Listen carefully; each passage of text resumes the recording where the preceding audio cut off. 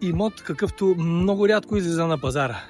Просторен, семейен апартамент с 2 спални, по 20 квадратни метра дневна, 40 квадратни метра, баня с туалетна, отделна туалетна и килер. На 4-ти етаж от общо 6 в тухлена сграда от 2005 година с асансьор, построена от един от доайените на строителството в Стара Загора, фирма Никон. Ето я сградата, ето я уличката, супер центъра на града. Улица Гладстон, пресечката между Христо Ботев и Генерал Гурко.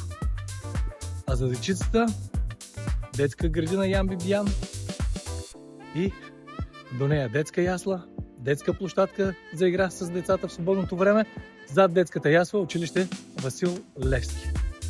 А ето там, между дърветата, можем да видим и синдикалния дом или настоящия дом на културата, който е на самата пешеходна зона, до която се стига по ето тази уличка Иван Шишман.